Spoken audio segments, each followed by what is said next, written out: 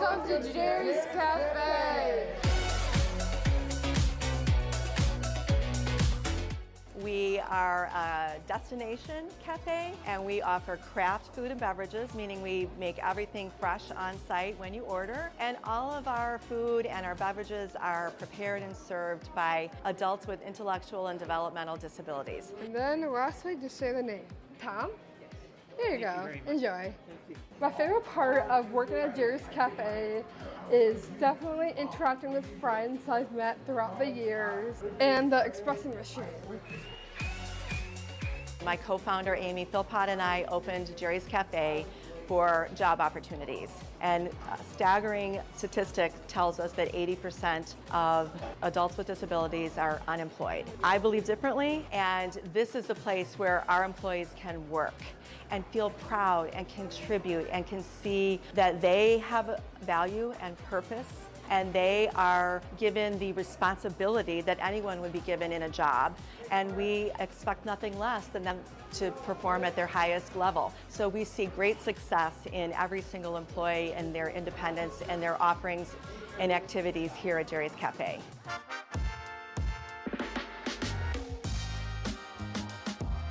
The large, hot, white chocolate pumpkin pie with whipped cream, it is to die for. It is delicious.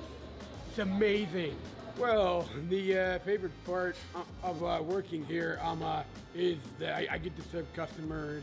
I am a cashier. They understand to include people with us with exceptionalities. I wanted to tell you, I've been watching you today. You're really good at your job.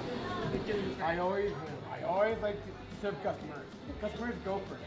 We are super proud of our partnership with District 214. District 214 has been a supporter from the very beginning of our foundation, and several of the schools have done fundraising and helped us get our doors open to Jerry's Cafe. Proudly, we have 12 or 13 graduates from the District 214 schools who will work at Jerry's Cafe as our active employees. This is where we do our salad prep. This is where we make all the salads. And then over here is the sandwich line. This is where we make all of our sandwiches. I have worked here since day one. I love it here. I love my supportive team members, and I like serving customers. Here is one chicken Mediterranean trip salad. We know that our community members have lots of choices, but we're hoping that you will come and choose Jerry's Cafe. Thank you. When you come inside and engage with our employees, you feel a sense of joy, and you will start your day feeling the best way that you can, with a joyful heart and knowing that Jerry's Cafe has provided you with delicious coffee, breakfast, or lunch.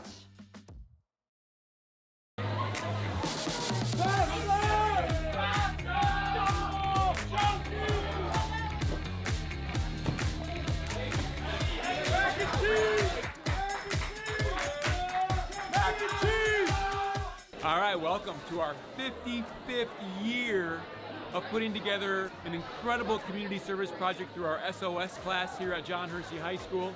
As you can see around me, it is organized chaos, but it is an incredible day for our students to serve our community by packaging and collecting food that's going to be going to local food pantries in our area to support those in need. We're really happy to be able to do the food drive here at Hersey because it really just brings the whole school together, and we are able to help our community and bring the energy with everyone here.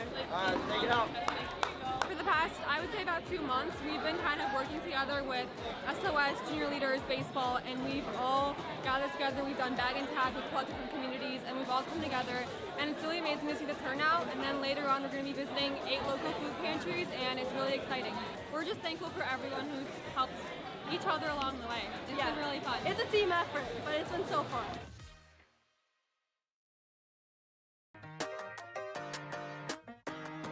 Prospect Marching Knights are heading to D.C. We're in Washington, D.C.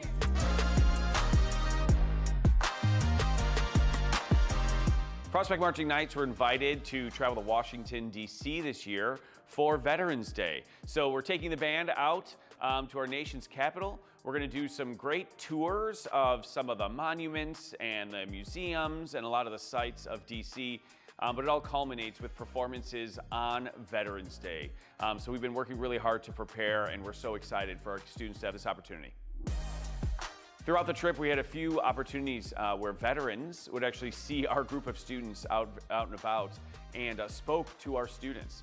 So in addition to touring these places, our students were able to actually interact with a number of veterans over the course of the trip, which kind of made everything a little more real and genuine and authentic. So our first day in DC was really impactful and gave our students sort of a big picture overview of the city and some of the history, and really set the stage for our performance day coming up.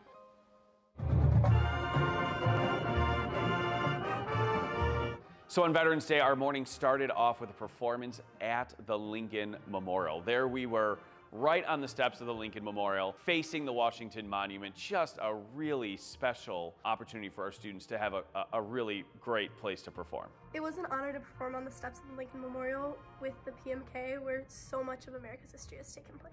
The experience was very impactful for me. It was a unique opportunity that I have never had before, and it was something that I will cherish for the rest of my life.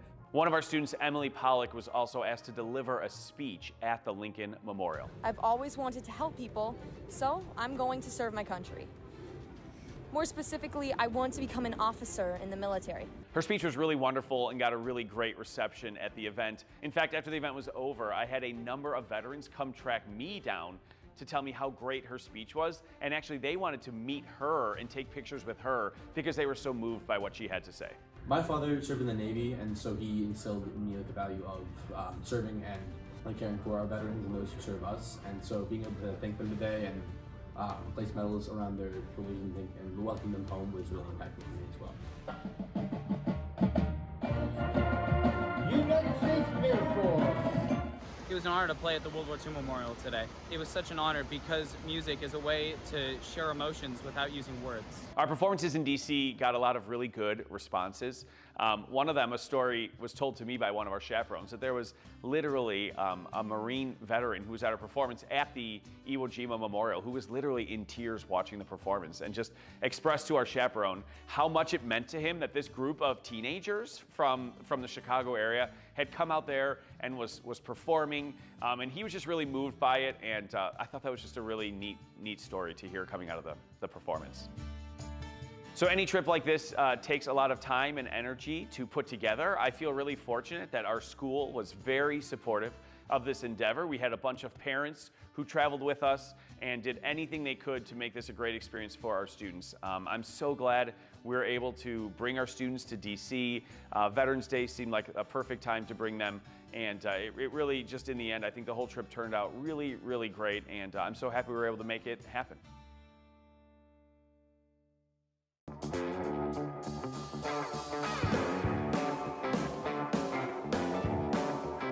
We're super excited to have the 9/11 Never Forget mobile exhibit here at Hersey High School.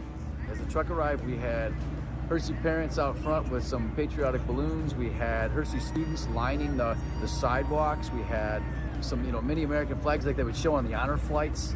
The spirit was high. Good morning. I'd like to welcome you to the Stephen Siller Tunnel of Towers mobile exhibit. We have a 50-foot trailer, approximately 1,100 square feet exhibit.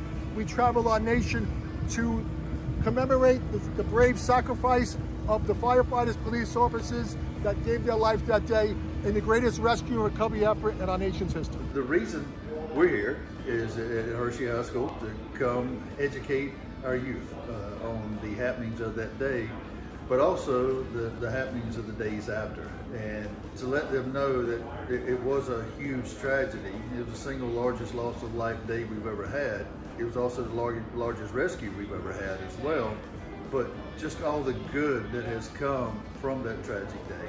And they're going to learn things that they can't read about. They're going to hear stories that some have never been told, some have been told many times. Stephen Siller was one of the 343 firefighters that died that morning. He was getting off duty that morning. He was going to play golf with his older brothers, heard the plane strike, heard on the news that the plane struck the building, turned around, drove back to his firehouse, Squad 1, located in downtown Brooklyn. They had already been dispatched to the disaster. He got his gear, drove his own truck to the Brooklyn Battery Tunnel, where he donned 60 pounds of gear, ran 2.5 miles through the tunnel, mustered up with the rest of the firefighters, and gave his life that day, honoring his oath that he took to protect life and property. So this is about remembering. So we want people to remember, obviously, for adults to remember and for the kids to learn. So we don't want this forgotten. It's not taught in most schools in America. And they have the privilege of talking to people who were there. You know, we can't talk to people who were in the Civil War or these other moments in American history, but they can. And I think that's pretty special. Thanks for having us, and this means more to us than you. This means a lot to these kids. And these kids would be great. They're very respectful, they listen. It's nice to see. A special thanks, especially to the FDNY crew, to the Silver Foundation, to Soldiers Journey Home, to District 214, to all of Hershey. I'm grateful for everybody. A special shout out to Bill Dustin for the Magic Spirit. Special shout out to Chief Harris, Arlington Heights Police. The coolest part about this project was there's like a whole bunch of people that were on it and did it. It wouldn't have happened without a whole bunch of people. The list is just too long, and to me, that's actually a good thing to celebrate.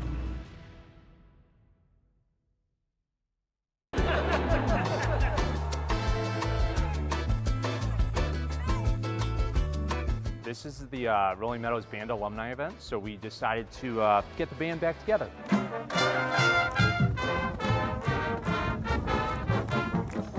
This year being the 40th anniversary of the Jazz and Meadows Festival, so it was kind of an opportunity to, hey, can we bring people back at homecoming? I had talked to some of the previous band directors, so that's Len King in the 70s, 80s, early 90s. We have Bill Jastrow and David Boggs from the 90s, and then of course Chris Booty, who retired several years ago. Those people set the foundation for everything that we have here. I'm giving you 100 bucks. Oh my God, look at you. I'd have paid money to be here tonight. I really would have. It's one of those things that I'd pay money to be here. This is the band reunion where your closest friends were really at in high school. And so you're with your closest friends and regrouping after 40-something years and going, holy cow. Yeah. Mr. King is the reason why I'm here today, not just at the school, but what I do in life. I owe everything to Mr. King. If it weren't for him, I wouldn't have gone to college. And if I hadn't gone to college, who knows what I would be doing. You know, some of the stuff that we're doing right now is like we never stop doing it, you know, just to be around these guys again and just hanging out. 40 years seems like a long time, but it seems like it's kind of a short time too, you know. This is fantastic. I mean, I knew it was going to be good, but not this good. 52 of my actual students are in this group. I get a lot of feedback from them telling me how much they enjoyed the music program with me and how they appreciate music for their life. That's really special because to know that they are still thinking about me and what we did here, it's just very satisfying. Well, I flew back and I'm glad I did, you know, especially to see Mr. King. He meant a lot to us. He just brought in the jazz and I mean, we had world class, you know, experience that most kids never would have had, you know, a real depth of exposure to great music because of Mr. King, so I'm glad I got to see him. It's so fun to be back though, I love it. My family's here, they're so excited. So is my family. Yeah. My son's here, my husband's here, so yeah. It's really great. If you are on the fence of coming, debating about whether to come or not, you should definitely come next time. It feels like a long time ago, but in some ways like you never left. Like I'm like, okay, we're gonna go march over to the stadium and we're gonna play for the football team. So yeah, okay.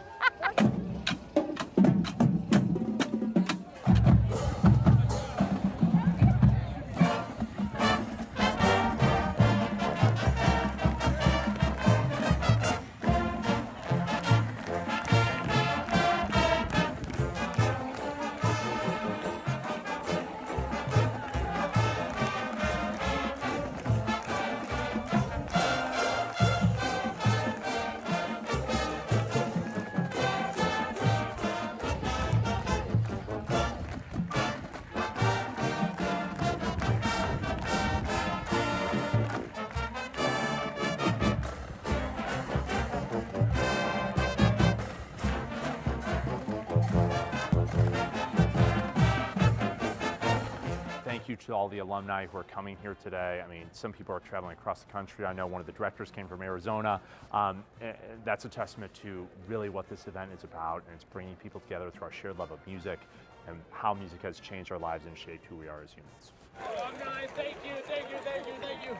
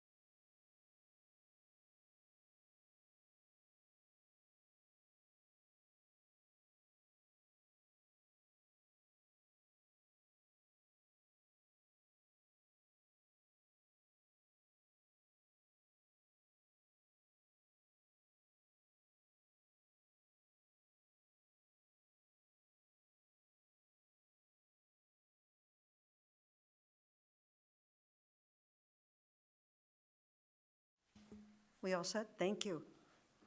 I'd like to call to order the meeting of the Township High School District 214 Board of Education for Thursday, June 26, 2025. Will the Secretary, Ms. Marini, please call the roll? Baldino? Here. Chung? Here. Dustling? Here. Fiorito? Here. Heineman? Present. Sager? Here. Kreutzer? Present. We have a quorum. Thank you. Would everyone please stand for the Pledge of Allegiance?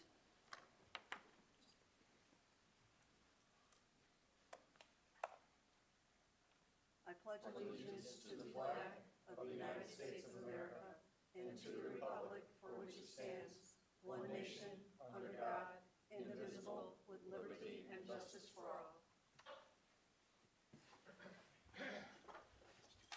Thank you. And next on the agenda is the approval of the agenda. Does anyone wish to remove anything from the consent agenda? Hearing none, can I have a motion and a second, please, to approve the agenda? Motion to approve. Second. We have a motion and a second. Oh, there was a first by Baldino and a second by Fiorito. Please call the roll. Baldino? Yes. Heineman? Aye.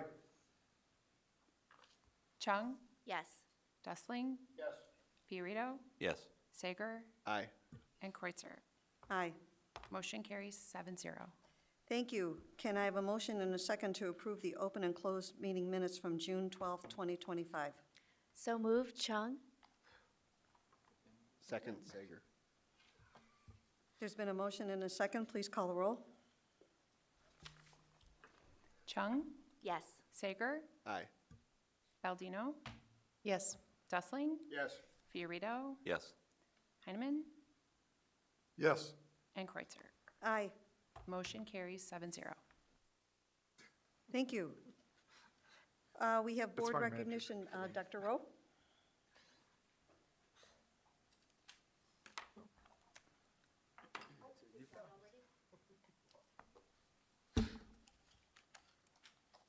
I don't know. All right, thank you. I'll invite actually President Kreutzer and Mr. Sager to join me for student recognition. So tonight we're going to recognize Ryan Schneider, student from Rolling Meadows High School. Ryan, you want to come up and join us? Ryan became the first player in Rolling Meadows High School history to earn PBR All-State honors and the first in over 2 decades to be named IHS BCA All-State. He delivered a truly undeniable season by breaking multiple single-season school records and ranked as one of the top hitters statewide in Illinois. Ryan's journey reflects the District 214 mission. He sharpened his skills, honed his knowledge, and consistently focused on maximizing his potential. His championship mindset, unrivaled work ethic, and competitive spirit raised the standard for everyone around him. His legacy will be felt long after his season, and best of luck to you at ECC in the future. Congratulations.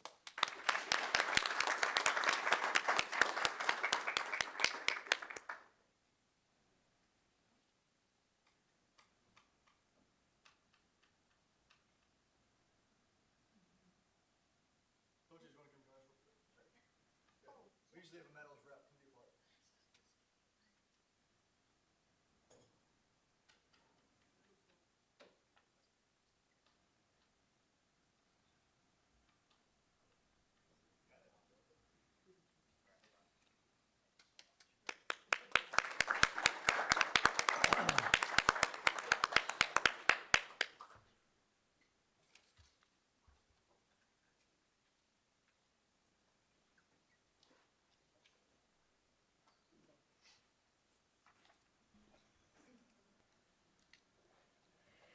Next on the agenda is public comments, and no one has signed up, so we will move on to the superintendent's report. Dr. Rowe. All right, thank you. I only have one brief thing I'd like to share tonight in my report, and that's it's a big heartfelt thank you.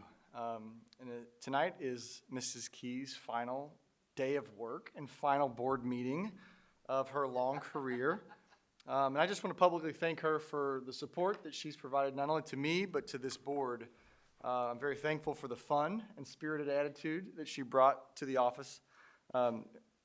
We share a wall, and I often listen to Linda sing while she's working during the day, and it echoes through, and oftentimes yell out to Julie, what the heck's going on out there? And it's Linda just bringing life to the office. So I wish you well in your next venture, headed on vacation, I believe, tomorrow, and then off to Arizona for the next chapter. So the very best of luck, and a heartfelt thank you for everything you've done for me and this district. Absolutely, my pleasure.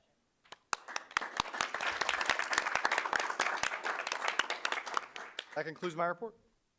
Thank you. Next on the agenda is board member updates. Anyone? Mr. Dustling, would you like to start? Yes, I think a number of us attended the play last night at Wheeling, the summer musical. Don't miss it, Legally Blonde. It was phenomenal. There's graduates that graduated this year that were in the play, freshmen. I don't know how they put it together in 3 weeks, but it was phenomenal. I've been a member of the League of Women Voters in Northwest Suburbs for a number of years, and I attended their annual meeting that they had. The commitment that they have to get people out to vote and to tell the truth about politics that's going on is truly amazing.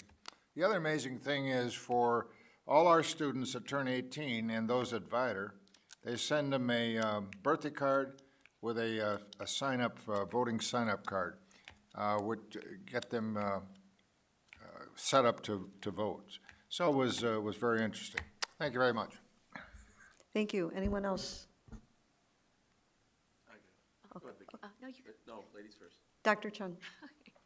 Thank you. So I want to echo Mr. Dustling.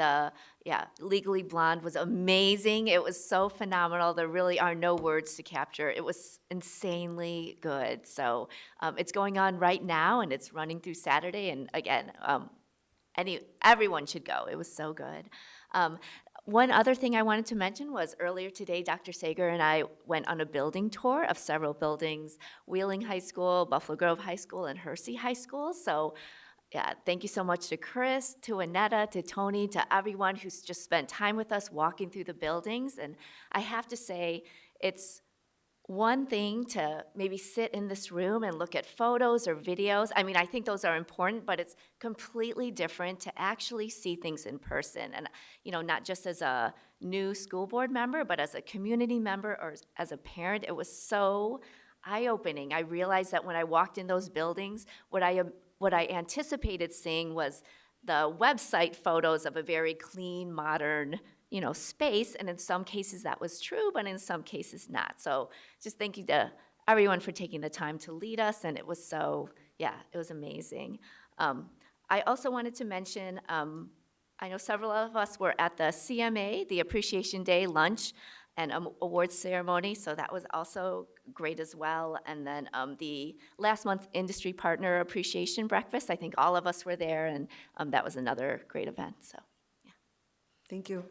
Mr. Fiorito. Yeah, I'm going to echo what Dr. Chung said. I was able to partner with Mr. Dustling, and we also visited the same 3 buildings, so I got a couple shout outs. Don from Wheeling, Dan from Buffalo Grove, Ron from John Hersey High School, Mike and Tony from the district, and then AJ, George from Pepper, and I was blessed to have Chris Yulee and Dr. Rowe as well as part of our group. It was very interesting to see the good of our buildings, and it was very interesting to see the bad in our buildings as well. The one good that I really just was totally impressed with was what I call the village at Buffalo Grove High School, that sports village. You basically, in the fall, you could have 4 sports going on at the same time. You could have girls softball, you could have girls soccer, you could have boys baseball, and you could have boys tennis as well. They could all be played simultaneously. And the way it was laid out is just incredible, especially the tennis courts. I liked how they divvied it up, because I've been to the state finals at Hersey, and you pretty much have to either sit, behind on the south side, or you sit on the west side. And you have if you're watching one court, you really have to be behind, unless it's the far to the left court. But the way they had it broken out was amazing, and I just think it really sets the barometer for other schools that don't have the fields that they need for some of the under sports, the freshman, sophomore, JV levels, and some of those places really need it, and we need it bad, because if bad weather happens, you have kids that, want to participate in a sport and will not be participating in a sport because they just don't have the facility to do it. But it will be a tremendous undertaking as a board to figure out what we can do. But I think that was a great step in the right direction to take a look at the 3 buildings, and I look forward to seeing the other 3 as well. Thank you. Thank you. Okay, Ms. Maldino? So I'm looking forward to seeing Legally Blonde. Definitely will be enjoying that, and I really appreciate the in-depth tours. So I was with Mark Heineman earlier this week, and Annetta was our guide, and thank you so much to you and your team. One of the things that particularly impressed me is just how much of the work is done by the staff here at the district. We have so many skilled people in the district who are able to do incredible work maintaining our buildings without us having to spend money on outside contractors. And that's a really great advantage for managing our finances as well. The other thing that I am doing this week to benefit District 214 students is a volunteer event with Good Neighbors Network, which is a charitable organization locally here. And we're packing dorm kits for students who are first-generation college students and are going off to school. And this is making sure that they have every single thing they need to start college, and it's not coming out of their pocket or their parents' pocket. So I'm looking forward to doing that, and many of the students who are part of the AVID program will receive those dorm kits. Thank you. Mr. Heineman, anything? No? Mr. Sager? Dr. Sager? Yeah, sure. So I would echo a lot of the same things. The Industry Partners Breakfast was amazing. It's one of those opportunities where the students who spoke and who we had a chance to speak to beforehand talked about their high quality experiences outside the classroom and getting that chance to do career exploration and really get out of the classroom but apply your knowledge and actually learn a lot of those soft skills and other skills that our partners were able to bring to them. I also did the building tours, as was said, and I also want to echo the combination of the large capital projects combined with a lot of the in-house work that we're seeing done, where we're being responsible about making improvements where we can using our own staff and operations and maintenance folks. Let's see, I wanted to say, also on the tour, I just also wanted to echo that there was a softball camp where the youngsters were using the very nice field, and you want to talk about inspiring future generations of kids going into the sports. They had a youth softball camp going on today in the nice varsity field at Buffalo Grove, where, you get these kids a little inspired and get them to think about seeing themselves in the future playing on that field. Yeah. I also want to give a shout out to Elk Grove Troop 95 Philmont crew, who is heading out on Saturday for a 9-day backpacking trip out in Philmont in New Mexico. My son is one of those going, but it's several of the, I think we have 9 scouts going from Elk Grove High School who are heading out for entirely self-supported out into the wilderness hike that they'll be doing, carrying their gear with them and everything. So that's exciting. I think that covers all of my stuff that I have for that. Yeah. Okay, thank you. Thank you, board members. Next, we have the consent agenda. Can I have a motion and a second to approve the consent agenda? So moved, Fiorito. Second, Chung. Call the roll, please. Fiorito, Yes. Chung, Yes. Baldino, Yes. Dustling, Yes. Heineman, Aye. Sager, Aye. and Kreutzer. Aye. Motion carries 7-0. Thank you. We have several roll call action items. We have 10-1-1, please. Close meeting minutes. Can I have a motion and a second, please? So moved. Second, Fiorito. Motion and a second. Discussion. Please call the roll. Dustling, Yes. Fiorito, Yes. Baldino, Yes. Chung, Yes. Heineman, Aye. Sager, Aye. and Kreutzer. Aye. Motion carries 7-0. Thank you. And we have the appointment of the new board secretary. Welcome. Can I have a motion and a second, please? So moved, Chung. Oh. Second, Baldino. Motion and a second. So Linda, we wish you well in retirement. Thank you very much. You're going to love it. You're gonna, please call the roll. Chung? Yes. Baldino? Yes. Dustling? Yes. Fiorito? Do I have to think about this? Yes. Heineman? Aye. Sager? Aye. And Kreutzer? Aye. Motion carries 7-0.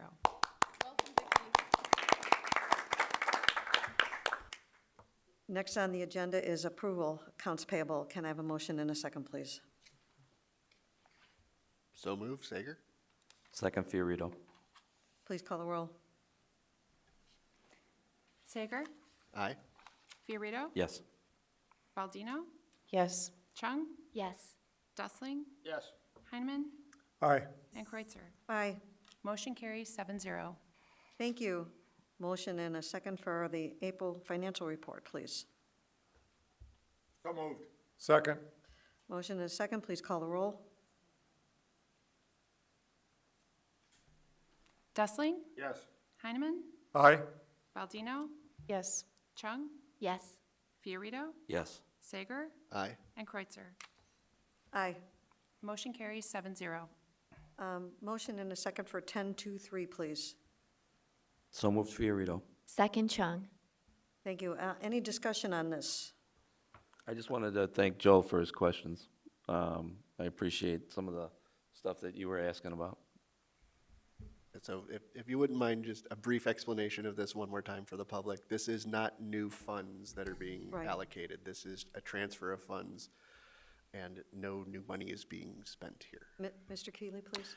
Absolutely, yes, thank you. This is our annual transfer of funds from the operating funds to the non-operating funds, so O&M Fund 20 to Fund 60, to fund the already board-approved capital projects for this summer and the related expenses. The budget for this was about $11.2 million. We've increased it to $13 million, and that's a result of the advanced timeline for the summer projects this year. So it's the same money being spent, it's just the timing. So you are correct, this does not signify new money being spent. This is within the authority of what the board has approved. Any other discussion? Please call the roll. Fiorito? Yes. Chung? Yes. Baldino? Yes. Dustling? Yes. Heineman? Aye. Sager? Aye. And Kreutzer? Aye. Motion carries 7-0. Motion for 1024, please. So moved. Baldino. Second, Fiorito. Call the roll. Baldino? Yes. Heineman? Aye. Chung? Yes. Dustling? Yes. Fiorito? Yes. Sager? Aye. And Kreutzer? Aye. Motion carries 7-0. Thank you. Motion and a second for 1025, please. So moved, Chung. Second, Sager. Motion and a second, please call the roll. Chung? Yes. Sager? Aye. Baldino? Yes. Dustling? Yes. Fiorito? Yes. Heineman? Aye. And Kreutzer? Aye. Motion carries 7-0. Thank you. Motion and a second for 1026, please. So moved. Baldino. Second, Fiorito. Thank you. Mr. Keeley, please. Yes, so this is a housekeeping, just like the other items. So this is to accommodate the transition of my departure. This is naming Mr. Attaway as our representative for SCRIMP. SCRIMP stands for the Secondary School Cooperative Risk Management Program, and that is a self-funded risk management pool that the district is in, and we're one of the lead entities for it. We're in it with 207, 211, 212, and 225. So we're one of 5 districts sharing risk for our workers' comp and our property casualty insurance. And we've been a member for a number of years. Decades. We are one of the Decades. original members, yes, indeed. Yes, okay. Any other discussion? Please call the roll. Baldino? Yes. Fiorito? Yes. Chung? Yes. Dustling? Yes. Heineman? Aye. Sager? Aye. and Kreutzer. Aye. Motion carries 7-0. Motion and a second for 1027, please. So moved, Heineman. Second, Chung. Call the roll. Heineman, Aye. Chung, Yes. Baldino, Yes. Dustling, Yes. Fiorito, Yes. Sager, Aye. and Kreutzer. Aye. Motion carries 7-0. Thank you. Motion and a second for 1028, please. So moved, Baldino. Second, Fiorito. Call the roll, please. Baldino, Yes. Fiorito, Yes. Chung, Yes. Dustling, Yes. Heineman, Aye. Sager, Aye. and Kreutzer. Aye. Motion carries 7-0. And a motion and a second for 1031, please. So move, Fiorito. Second, Chung. Call the roll. Fiorito, Yes. Chung, Yes. Baldino, Yes. Dustling, Yes. Heineman, Aye. Sager, Aye. and Kreutzer. Aye. Motion carries 7-0. Thank you. Motion and a second for 1041, please. So moved, Heineman. Second, Chung. Thank you. Ms. Kenrick, would you like to give a brief update on Hopeful Beginnings here? And I know it's an annual thing, but if you could talk a little bit about it, please. Is your microphone on? Hopeful Beginnings is a program that we work with, and local agency that provides support for our students who might find themselves pregnant. And we work through our nurses in every one of the buildings. If a student reports this, the nurses contact Hopeful Beginnings, and the counselors from Hopeful Beginnings come to talk to students about choices, about opportunity, about how to engage with parents, help them have the conversation with their parents. And then when our students decide to have their baby, they provide an incredible amount of support for these students through gift giving and sorry, I don't know if that was me. But they bring in lots of donations, they have holiday parties, they do a lot, but the biggest thing is the amount of counseling that they provide for our students. It is really significant. They come in and run groups, specifically at Vanguard. A lot of these students tend to come to Vanguard, and they provide a great deal of support for students weekly to help them continue in school as young parents. Thank you. Any discussion? I do have a question, and maybe I might have asked this last year, but I don't recall. Is it possible for the students to opt out of this? If they didn't want these people? Oh, it's completely optional. Voluntary? Okay, Completely that's what I thought. optional. It's just an option that we do give students. Mhm. Any other discussion? Go ahead, This Mr. program probably started about 30 years ago at Rolling Meadows High School. The nurse was there, and it was called the Teen Parenting Program at the time. I've attended many of those sessions through the years, and it grew to the point where it had to, probably had to expand. Hopeful Beginnings was one of it, and it was certainly helped by the fact that Vanguard was there and things could be done at this school. I've attended some of the classes that they had, and they're very thoughtful, very caring, and I've always supported the program. I think it's absolutely great. I can't imagine anything that is more helpful to a teen parent than having somebody there that you can listen, that will listen to you and talk to you and try to take care of you. It's an amazing program. Thank you. And I believe we get an annual report from them. We do. Yes, and so we'll look forward to that coming soon. Thank you. Call the roll. Heineman, Enthusiastically, yes. Chung, Yes. Baldino, Yes. Dustling, Yes. Fiorito, Yes. Sager, Aye. and Kreutzer. Aye. Motion carries 7-0. Thank you. And now we're on to discussion items. Before we go to discussion, would you mind, I just want to say, I'm not sure there was a better training session than that, like 10-minute sequence for you. You did an excellent job. Trial by fire, well done. Okay, we're on to 1111. Dr. Rowe. Or is that Mr. Yulich? Yeah, we'll kick it over to Mr. Yuling to introduce our guests and set the stage, please. Sure, thank you. Before we have the McKinstry team here this evening to give us a formal presentation and provide further detail on this, but before I turn it over to them, just wanted to provide some additional context to this. You know, we've been working hard behind the scenes for about 3 years now. We've had that facility assessment done through Archon, and we've, you know, thousands of pages of data now in spreadsheets. And Annette and I, you know, we're planning things out 24 months in advance now, right? We're bringing project authorizations to the board 18 months out, which is great. This is, for us and our team in our district, elevating that experience from a facility planning perspective. The other big benefit here is that it also elevates our facility management and leveraging the skill sets of our internal employees from a preventative maintenance perspective. So it's kind of a twofold priority for us, and hopefully that will all come through, and there'll be plenty of time for you all to ask questions when we're done with the presentation. So at that point, I'm going to turn this over to the McKinstry team to come on up. They're going to give us some more information, and then they're going to actually demo the planning database for us a little bit as well. So I will turn it over to McKinstry. Good evening. My name is Brian Barnhart, and from the McKinstry team, thank you for the time you've set aside for us to speak with you this evening. We have a lot of ground that we would like to cover. So I'll get right to the introductions of the members of the McKinstry team who will be on the project should we move forward together, and who will be speaking with you this evening. Over here is Scott Johnson. Scott is the regional director of Midwest operations for McKinstry. In other words, he's the boss. He's all of our big boss. He will be part of the project from a project oversight standpoint, and Scott is an engineer by trade.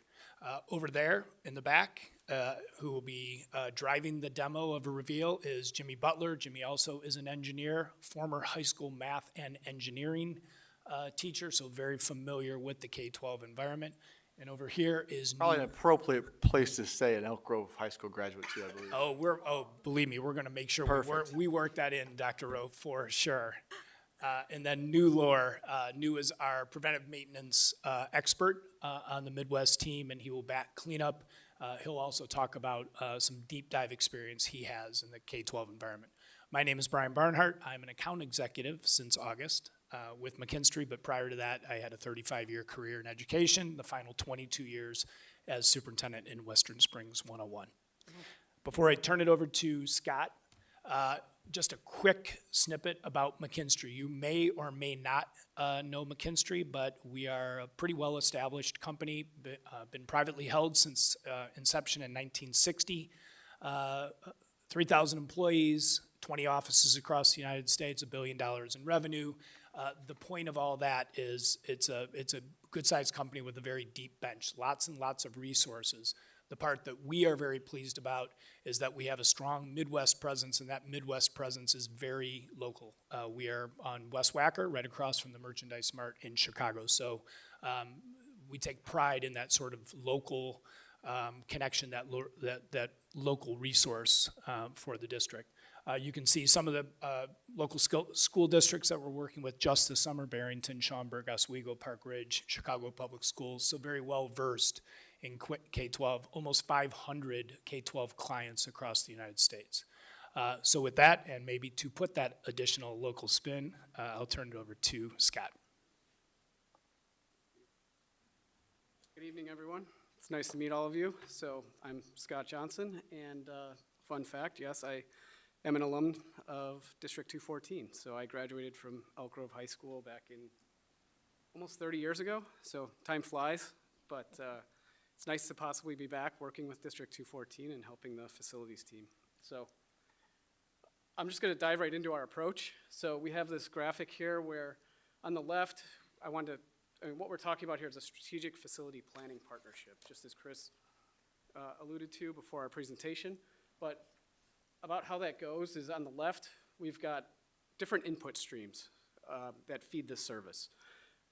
That sounds better, closer to the microphone.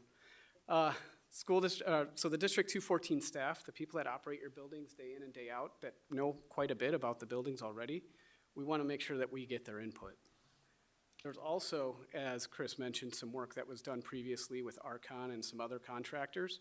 And we don't want to really recreate that work. We want to take that information and feed that into the partnership as well.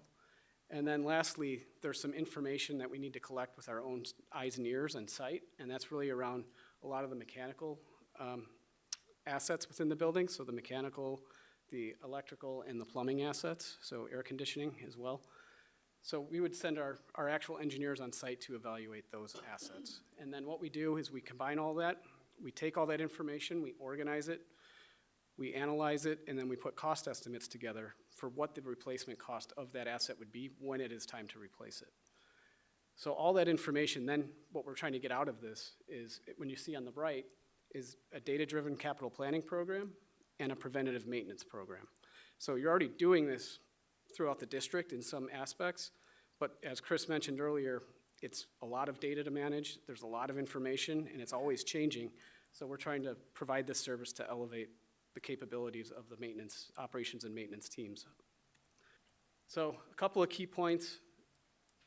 The data that we're collecting is a little bit different than how you're used to seeing it. It's a lot more detailed, and that detailed data provides enough information that you can do preventative maintenance on all the assets, but it also can be high level to help with future planning exercises.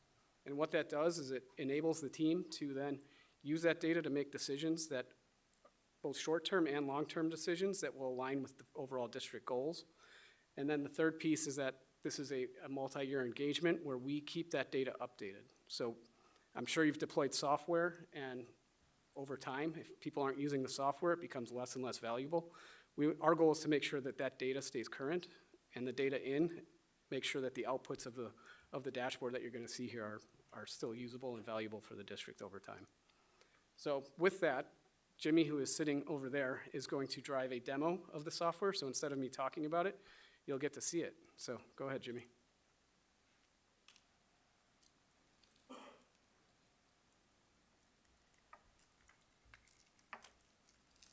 Hello? Okay. All right. Thank you, Scott. And yeah, I'm going to be showing you the Reveal dashboard. So this is the dashboard that takes all that Excel data, that report data, and lets us visualize it and manipulate it and use it for budget planning. And so this is the landing page. It really just gives you a snapshot and overview of the health of the building. So the color represents the kind of the maintenance need. And so in the interest of time, I'm going to focus on the capital planning module. As you can see, I clicked in the second one there. And let me zoom in. Got that right? Okay. So as you can see here at the top, this is the financial overview. This is an example district with 7 school buildings, but it was not all high school buildings. So you can see they have overall a $122 million net present value from the assessment, and that's an evaluation period of over 30 years. What that means is our engineers assessed 825 different assets, so chillers, boilers, roofs, windows, parking lot, everything that has to do with the buildings. They came up with the cost to replace them, and then they came up with when they need to be replaced using our engineering judgment. That's how this data gets populated. I'd also like to point out we do provide the book value called the industry remaining life for every single asset. So you can see it in this case, all of those 825 assets average to 8.6 years average life remaining. We then go further and use our engineering judgment. We look at maintenance records, interviews, and discussions with facility staff to give it the observed remaining life. And that, in this case, averaged to 12.2. So that kind of shows this district, in this example, actually has decent preventative maintenance. They're getting 4 extra years compared to industry standards from their equipment. So 4 more years before they need to replace it. Reveal has a lot of really intuitive filtering and capabilities. So I can add an inflation rate. I just 3% inflation, the whole deck will sort of reshuffle. And now we can see there's a $205 million value over 30 years. 30 years is kind of a long time. We can quickly adjust the evaluation period to 10 years. And we can say, okay, there's now 350 assets over the next 10 years for $31 million. So we're really honing in on the big picture financials. So next I want to show you the interactive tree map. This is sort of like a heat map for what are the most critical items in the district, and this is now the next 10 years. So you can see the most critical are up there in the red. And I'm just going to grab one as an example here. So this is some of the detail that's available now to your maintenance team to go in and see the stuff that was assessed. This is an interesting one. This boiler was installed in 2001. We would expect it to be replaced 11 years from now, but we're recommending replacing it next year in the first budget available. And the reason is in the notes, there's leaking and rusting, and the unit's actually inoperable. So you get that sort of data that comes out of that. And you might ask then, how does it get to the top left red corner of the most in need assets? Maybe there's a lot of assets that are needed over a large district. Well, we do have a scoring reference, or excuse me on that, a scoring categories that we use. We go a little further than just your 1 to 5 condition. We use several different variables. So how does it impact classroom? Can students be in the room? How does it impact energy use? And those are customizable. So we would sit down with your district team and say, what really matters to you? We can change them and grade all the assets on that. And again, it'll sort of reshuffle your prioritization. And if you want, you can kind of hide all those and just focus on condition. So there's a lot of flexibility there. So let's say you do take that boiler and replace it in the next year. So we have that ongoing update of the data. So it now drops down to the lower right to the green. In fact, it would probably drop off the 10-year altogether, and all the financials would be updating. So it moves with you as you're repairing your buildings. The last thing I'd like to show you here is the budget planner tool. So this is really a way that your teams can get the baseline or the foundation of the budget in minutes, actually, instead of weeks, which is what it typically takes. So just as an example, I'm going to apply a $2 million budget in 2025 and a $4 million budget in 2026. Just kind of totally example numbers here. You can see kind of the level of we're targeting those red assets. But down below a little bit, this is that same list from the tree map, and they're ranked by the score. So you can see they're sorted. That boiler is up here at pretty high as a 23. But now the replacement year has been applied automatically with whatever we can afford in that $2 million. Okay, so you can see the first 1, 2, 3, 4 assets are covered in that $2 million. And there we go, we can see. And then in 2026, when we have $4 million available, then we get this roof at the middle school applied there. And so you can already build that out.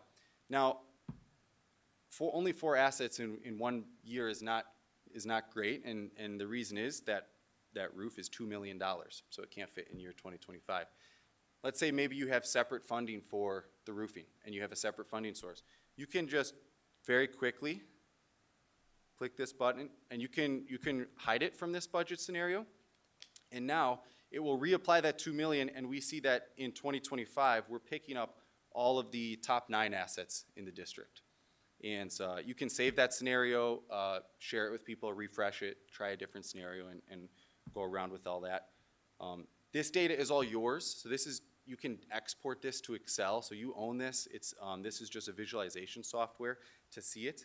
And just to share a story, I was working with a facilities director in a district. We were doing this budget planning, and I asked him, how do you typically do your budget, your capital budget planning? And his feedback was he gets, from 7 different principals, he gets their prioritized lists, and then he has to kind of rank them. And it's a lot of squeaky wheel gets the grease, maybe someone gets upset, and that sort of thing.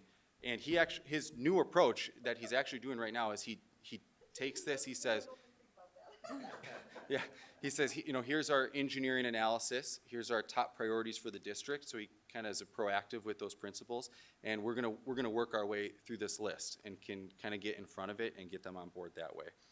So there's a lot more that I'd like to show you given the time. You can filter you can just look at your roofs across the district and say, how many roofs do we need to replace in the 10 years and what's that gonna cost? Or how many boilers or HVAC as a total, carpeting, so you can filter that way. There's ways to filter and kind of prepare energy efficiency projects, that sort of thing. So Given more time, I'd love to show you that, but thank you for the time and attention. And I'm going to pass it back to my colleague New to talk about preventative maintenance planning. Maybe before you jump in, we have seen the full demo. So our team has vetted that and seen this full demo. Yeah. Sure, thanks, Jimmy. Again, my name is New Lore, and I'm typically the boots on the ground collecting the asset data and helping operations teams with their planning. So apologies ahead of time if I'm not quite as polished as my coworkers here. What really is the goal to a preventive maintenance plan? And what we found is it's an empowerment of your teams. We really wanting to shift their focus away from putting out fires or addressing those unexpected breakdowns and shifting that to a more proactive approach in which we're minimizing those failures. The second goal is precision prevention, and that's automating your preventive maintenance. So you're getting automatic work orders that are generating for your maintenance teams so they can stay ahead of the game, and making sure they're also able to maintain the assets as they're needed. And the third goal really is investment into your assets and your people. And what this is just ensuring your team has the tools and knowledge to perform the task correctly and the preventive maintenance correctly to ensure your assets will meet or exceed those life expectancies. As with the capital planning plan, you do want to make sure these assets are operating reliably so they do at least meet those industry standards or exceed them. And so our methodology behind creating or helping teams create strong preventive maintenance plans is really built around 4 core pillars. And we really start with asset management and implementation. And so now that we've got all your detailed asset data, we can work with your teams to build out standardized processes to ensure the assets are being maintained correctly. And we'll use tools such as QR codes or asset tags to help track them in your computerized maintenance management systems, or CMMS for short. Second is gap analysis, and this is really taking a deeper dive into your maintenance teams to really understand their workflows, their processes, and their current procedures. And working with your teams will help to create standardized processes to ensure reliable operations across the board. Third is staffing and support. We provide a initial staffing level and skill set assessment to see kind of the current capacities of your teams, along with any vendor support. Along with that, we'll work with your teams to make sure any support that is needed to meet the internal requirements are there. And if there's any specialized skills or areas that need additional support, we'll work with your teams to make sure we can help with them with that as well. And then the final step really is just maintenance planning. And this is, again, building out those detailed task lists and preventive maintenance schedules so that your teams know not only when to replace or do the maintenance, but how to do it as well. Mm-hmm. And so on the next screen here, I'd like to just share just a quick example of a recent school district that we've helped with their preventive maintenance. And so what they had was a CMMS system, and they were really only just using it for work orders. And so they're paying for this program and maybe utilizing only 10 to 15% of its capabilities. So we were on the ground with the teams. We were able to collect the data information, as you can see there with the photos. We helped them rename every asset for all their schools. And then on the right-hand side there, you can see now they've got customized preventive maintenance schedules with task lists.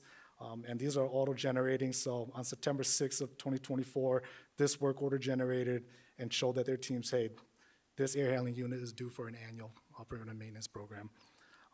So really, whether it's, collecting asset data or helping to manage the assets or plan for the health of your buildings long-term, our program is designed to be flexible and tailored to each district's needs, depending on your teams and what they're currently doing. With that said, I am excited to hopefully be able to walk your buildings as you guys have one day and learn more about your teams. And with that, Brian, I'll hand it back to you. Great. Just to close, one of the things that I think is clear for every school district that I've visited, been a part of, my own district, District 214 and others, is that every district has strategic level, tactical level, and operational level goals and work. And what shows about, from a district standpoint, shows like that high performance is the alignment between strategic, tactical, and operation. In the first 10 minutes of the first meeting 2.5 months ago when we sat together, Dr. Rowe talked about how he and his team want to create systems across all pieces of District 14. We heard systems, systems, systems every time we met here with Annetta and her team. We kept hearing about systems, and it makes sense because what you have going from a facilities and maintenance standpoint is already really, really good. It's sophisticated. We see the spread of districts, and 214 is fantastic. But there's a vision for taking it to the next level, and we really do think this project, this partnership together, addresses strategic, tactical, and operational in ways that are very specific to what we've heard from you. Just very quickly, at the operational level, there is no question in my mind. The preventive maintenance plan that New and his team will put together, the data that we will collect and put together and reveal in that tool, which is, Jimmy would love to show you a lot more time. It's the best thing I've seen in this area in my entire career. I would totally want this in my district. That will make them so much more efficient and focused on what the needs are across the facilities. From a tactical standpoint, the scenarios that Mr. Yulee, Mr. Attaway will put together for you as a board, they're going to be so much more efficient because of the tool they have and the data that we will provide. They will be able to, Jimmy could right now create 10 different scenarios for you in connecting finance and facilities, and they will be able to do that. Same thing, they can probably do that right now because Reveal is unbelievably intuitive. So what would take 2 weeks to create a single scenario, they'll be able to do 10 in 10 minutes for you all from a presentation standpoint. And at the strategic level, from a board superintendent standpoint, from a financial oversight, one of our biggest responsibilities to our public, from a financial standpoint, you'll have focused and detailed budgeting because you will have asset data. You'll have 3,000 pieces of asset data that we'll provide to you, plus the really good data you already have in place. All that will be included in Reveal. Budgeting will be very, very detailed and focused. The capital planning that Scott talked about, what Annetta and her team focus on over years 1, 2, and 3, they'll all be part of that 10 and 15-year capital planning program that you will put together from a strategic planning process. And then from a preventive maintenance standpoint, your current district assets, their life will be extended through a PM program, and as you replace those assets, it's like the greatest safeguard to your new investments, to extend those life and make sure that they're taken care of. So we think it brings great alignment. It matches with the vision that we heard continuously over the last 10 weeks of speaking with their team, and we are excited to potentially be a partner with District 214. There's a lot of great things going on, and we'd be happy to answer any questions that you might have. And before you open it up for questions, if I could just add, some of you may remember, especially our new board members, maybe not, but a handful of months ago, I mentioned to you that one of the goals that I had for our operations team was to develop that 10-year replacement cycle plan where we had from carpet to parking lots, and so we could map out how we would spend our money from 2 years to 10 years. We saw it coming. That was before I met with the McKinstry folks and we said on their demo, this is that times about 10. So I was thinking in a spreadsheet world, and this takes it and makes it personalized to our needs, allows us to, those scenarios will be really, really handy to Chris and Netta and team to stretch our dollars as far as they can possibly go and target them where they need to be. So I just wanted to connect those two thoughts because I think this is achieving that goal for about 1.5 years faster than I thought we would. Okay, I'll open it up. Mr. Dusling, you have any questions? Yes, I do. When I hear of the custodial management plan, preventive maintenance and efficiency, execution, that touches people in that organization. And I'm wondering how much or when it will be done to contact the CME and to discuss with them and obviously get their support for what we're moving forward with.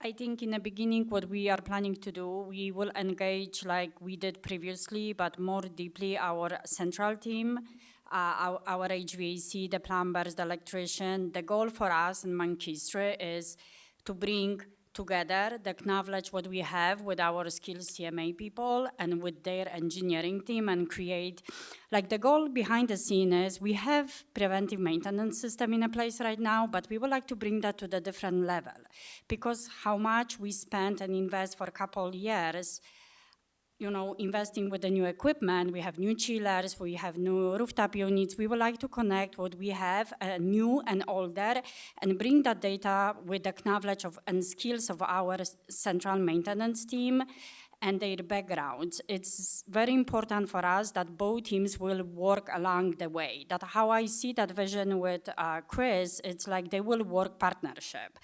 I think it's very important to remember that they are the day-by-day people behind the scene that they are maintaining. The purpose also is preventive maintenance. What we have right now, it's like very easily explain a la carte. What that means, we have general standards how we doing preventive maintenance on our equipment. It means the chillers, it's one preventive maintenance. The pumps, we have one preventive maintenance. Rooftop units. What we're trying right now accomplish with Mankistre is bring something that it will be individually assigned for each asset. And I think it's important because we have 7 buildings and we have a lot older and newer equipment, and those assets that we will be able to maintain even better, they have to be individually assigned with preventive maintenance program.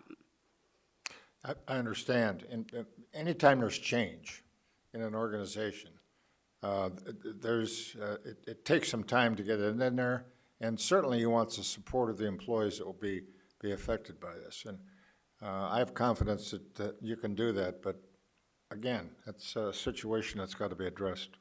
And it will be the same like right now for the past decade. We have the CS2, it's our engineering group, and every time when we do any type of the projects, we will engage them, and central team and our HVAC team is working. That's how I envision that. For Mankistre here, it's more to bring even more support to our team and show them the way and the gaps that they can help us to fill that to be even more efficient. As long as they see it to their advantage, then you've got it sold. Thank you. Thank you. Mr. Fiorito? First 2 questions I'm going to address Jimmy. Okay, so you said the scoring, who's it done by? The scoring is done by us. Okay. On an asset level.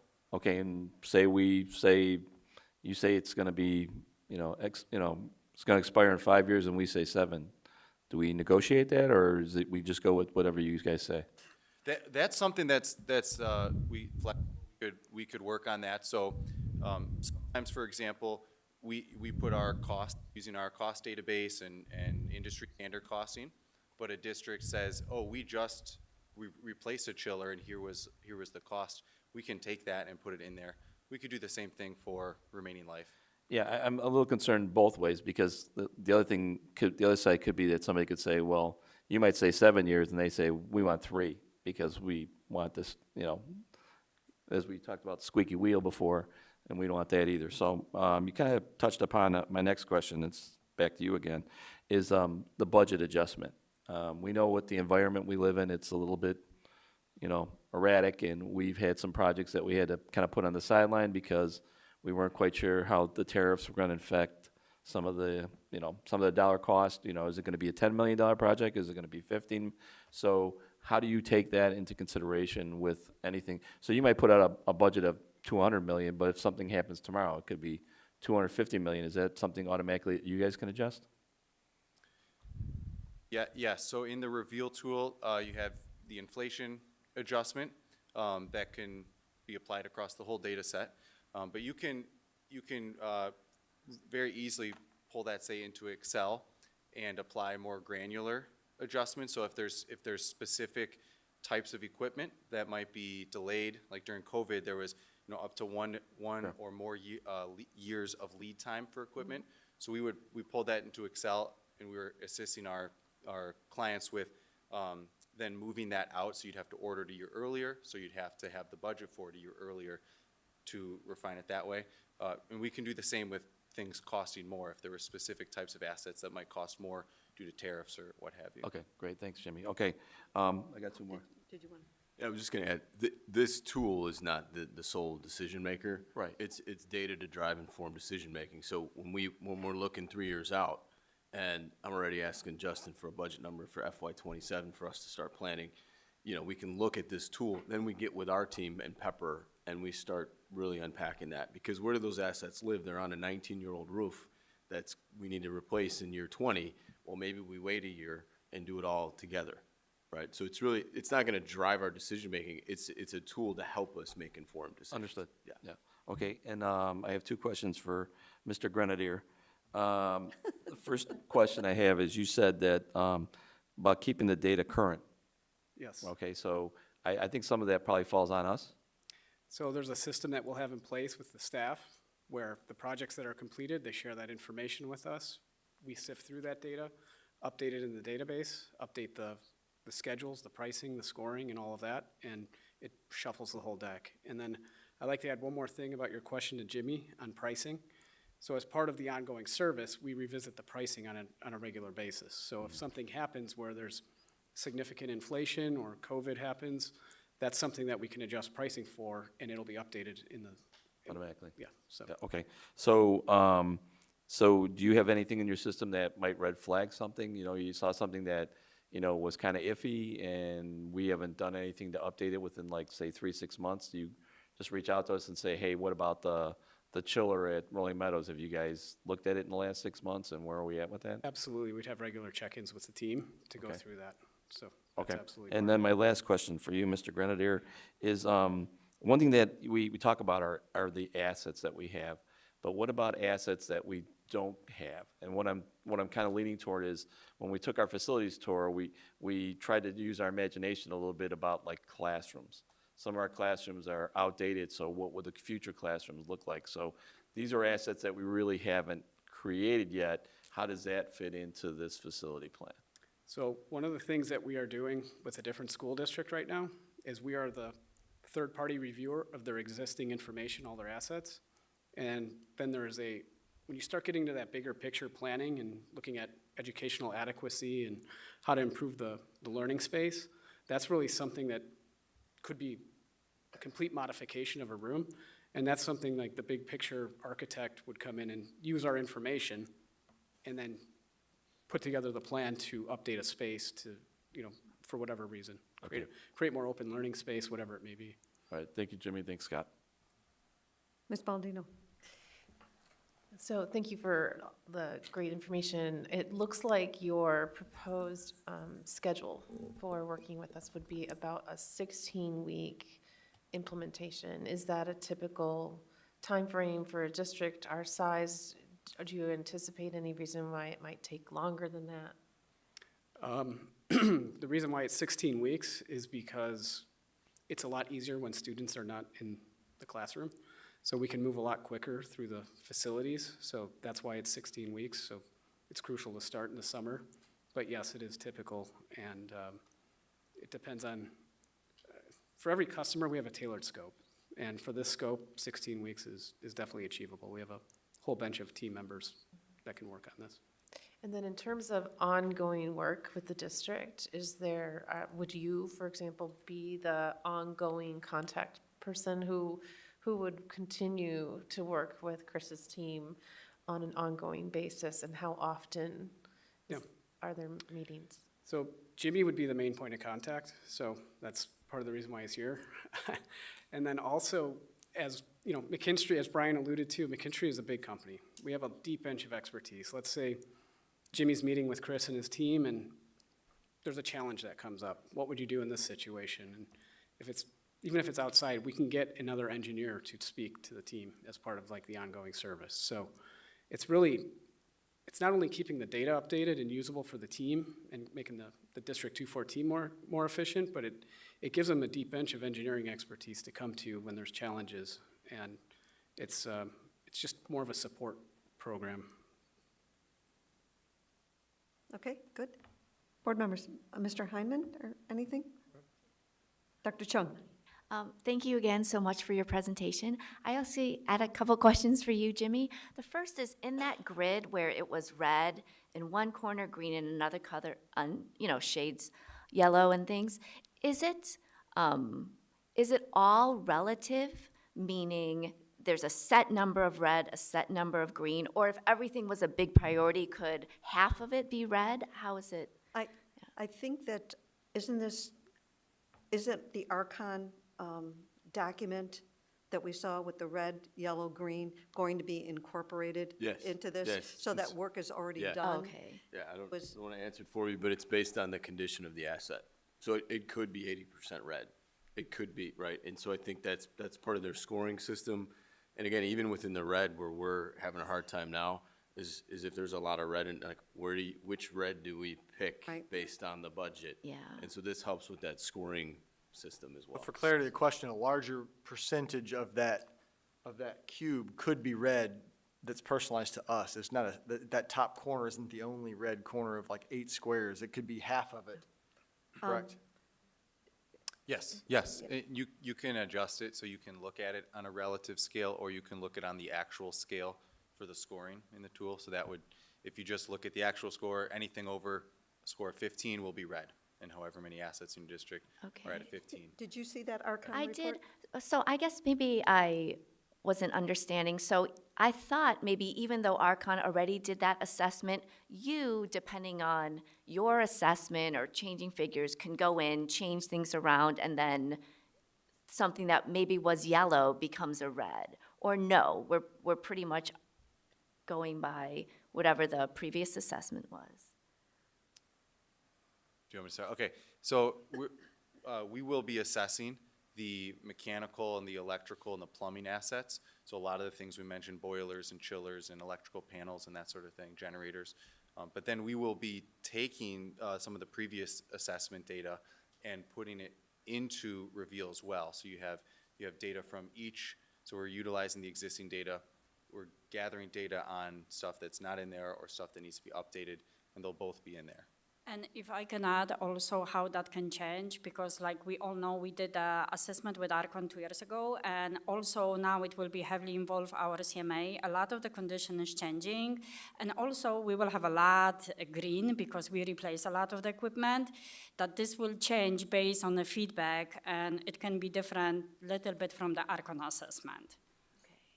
Okay, I think, so let me just make sure I understand. So the Archon assessment provided the foundation of it. You're going to take that, but you're going to reassess it or update it depending on today's conditions and tomorrow's conditions. So it's not necessarily static back in, okay. And it's flexible, so it could be 50% red if that's what your, I guess, analysis showed. Yes, Yes. exactly. Okay. And we'll work with your team to say, hey, what projects have you completed census assessment? So let's turn those to green, essentially. True. What projects are upcoming this summer, so we know what to maybe hide from the budget. So yeah, it's adaptable. Okay, thank you. My second question is, so you did mention that the data is ours, so, and I don't remember the context of what you said it, but let's say if we wanted the data separate from Reveal, it would just come in an Excel form. So, just thinking hypothetically, or maybe with some other client that you had, and then maybe after a few years they left, you just hand over their data in an Excel form, and then that's what they have. Yes, basically. yeah. So at the end of the initial assessment phase, when we're presenting the initial findings, we'll actually give an Excel workbook with all of the assets that would be in Reveal, and we'll make it very clean and easy to read, so you have the life remaining, the costs, and everything like that. As time goes on and things get updated and changed, and things move from red to green, anybody can just download that data as well. So we can provide a version of that as well, no problem. Okay. Interesting. Dr. Sager? Yeah, so I just want to follow on that question. So the initial assessment is sort of what we have now and what we think we have. But over time, as we do this for a few years, we'll get information about each piece of equipment and how it's behaving in the system, right? And so are things able to sort of migrate their scores throughout the years as, we may have a piece of equipment that the book says should last 5 years, but everybody in our maintenance team agrees we never have to mess with that thing. It's rock solid. It can kind of move itself down the priorities list. Is that correct? Yes, yeah, exactly. Yeah, so we'll as part of that kind of ongoing partnership, we'll be meeting with the facilities teams on a regular basis. So we'll look at assets that actually just get fully replaced. Those get updated to green. But if there are assets that are, say, degrading, we will go through and update those scores as we go. And then the opposite, let's say we have a really nice new piece of equipment, supposed to last 20 years, it's been 5 years, but the thing breaks constantly. You get a lemon every once in a while in a system this large, right? It'll start tracking those sorts of issues as well. Yep, Okay. yep, exactly. Yeah, so I just wanted to say thank you to Dr. Rowe, Mr. Yulee, and Ms. Tech for their discussion about this today, because I had similar questions to Dr. Chung about how this differs from our capital plan. And one thing that you had mentioned specifically was this is building institutional knowledge that's outside of you two. I sort of feel like Chris and Annetta shouldn't travel in the same car together because they have this information that's gathered from throughout the district, and this puts it in a place where it's a little more stable. And I think it looks towards being smart about our capital investments and managing our stock of equipment. So Yeah, thank it's you. not board approved, but we have a designated survivor plan. I'm just saying, having the information in a central hub that the next person can read if needed. Okay. Oh, yeah. Mr. Heineman. I'd like to get a better idea of assessments, but I know that that's probably an hour-long answer. Could you give me some idea of what you do assessment-wise on plumbing? Again, short answer, please. Yeah, plumbing really depends on the equipment that's included in the scope. So for plumbing, we'll be assessing things such as your water heaters, water softening systems. If you do, and if we do discuss with the teams and they say the sanitary and sewage piping in this particular school is bad. This is from the 50s, cast iron piping, it's starting to degrade, we're getting leaks and blockages, and we're having to replace sections. We can notate that and add that as a line item in the capital planning tool. So that can show up with an estimated cost per foot based on replacement. Okay, and would you kind of reject it because it's cast iron? Or would you go and do thickness measurements on it to see how bad it is? No, we would be reliant on your teams to provide us with that because we're not going to tear up your concrete and measure the piping, but we trust that your teams are knowledgeable, and then we'll just back it up with industry standards on what we typically see for cost and replacement lifespans. Good. And how much is this costing us? That's above my pay grade. It's a 3-year, sorry, do you want me to answer Go that? ahead. It's a 3-year contract, and it's heavy in year one because of all the assessments and the time and money we're spending on experts to come out and really dive into the MEP assessments. After year one, it drops to $15,000 a year roughly for the Reveal software. So I think that, I don't have it in front of me, I think it's roughly 350 to 360 for the 3-year 353. contract with a heavy spend up front. Yep. Yeah, year one is 353,800, second year is 15,225, third year is 15,986. Okay. Anything else? No. Mr. Heineman?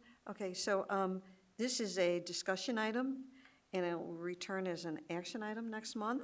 So if anyone has any additional questions, there's a 2-week window to get them into Dr. Rowe or Mr. Yulee or Annetta. But we appreciate you coming out and presenting. Thank you. Thank you all very much. Thank you. Okay, you're up, Dr. Rowe. All right. This time last month, we were actively preparing for, we're a little over a month, a graduation. And, as you all know, graduation was met with unfortunate weather situation, and we were forced to pull everything inside. And what that did was it reinvigorated a conversation that the district has had for a number of years and about our venue. And whether we should host graduation at our buildings or seek a partner to to have a turnkey solution at an outside venue. So having lived that with an outside venue, we embarked on just evaluating that option. It was a regrettable and unenjoyable experience to limit our families to 4 tickets per student to have to shift indoors. And it's not something that I want us to have to experience again. So we vetted out a number of different venue options and have determined that the Now Arena provides the district with a turnkey option to host graduation. It'll reduce the stress and planning on our building teams. There's currently a large number of people in each of our buildings that are coordinating our graduation ceremonies. It's a guarantee the venue can hold as many people as we'd like to bring to celebrate our students. 8,000 people will fit in the Now Arena, and weather will never be a factor in terms of interrupting our ceremonies, which is of utmost importance to me. So we reviewed a number of those options, as I said. We contacted from Allstate to Rosemont Theater to Now Arena to Schaumburg Convention Center, a number of just cast a wide net and determined that the Now Arena, not only in terms of its capacity and ability to support our needs, but also the cost as well as the dates that were really important for us. So what you have before you this evening for action in July is a discussion to shift our graduation ceremony over the next 2 years and test this Now Arena out. The dates that we have available to us for 2026 would be returning to a Memorial Day weekend graduation ceremony on the Sunday of Memorial Day weekend, where we would have 3 ceremonies. And then following Memorial Day on Tuesday, Wednesday, and Thursday evening of that week, we would have the other 3 ceremonies. We are in school until that Friday after Memorial Day, so it's all still within the school year. And then in 2027, we had the opportunity to move back up to our normal, or maybe the date range that we're more accustomed to. And 1 ceremony would be on Friday, May 14th, 4 ceremonies on Saturday, May 15th, and 1 ceremony on Wednesday, May 19th. Our priority would be to hopefully get to a point where there's a Saturday and Sunday available where everyone can be on the weekend. But in the meantime, we will alternate years. If you're on a weekend, you'd be on a weekday, or you would not be on a weekday 2 years in a row. We think this is a really good option, and in all totality, the cost of the graduation ceremony equates to about $38,000 cheaper in 2026 versus what we have budgeted for the 25 graduation ceremony, and I believe it is $17,000 less in 2027. It's a little more expensive to have a graduation ceremony on a Saturday and to have 4 ceremonies that day. So with that, I would welcome any questions or discussion with the board, but we believe this is a good option. Most importantly, I guess maybe a little more detail before I turn it over. The plan would be, as I know the number of tickets would be, it was a question I received, but also I know probably the biggest concern. The Now Arena requires that we issue tickets, and it's not because they're counting who's coming and how many people are coming. It's more a matter of if you show up without a ticket, there's a question of whether you're supposed to be there. It helps them with their security. So our plan would be is we would issue every single graduate 10 tickets.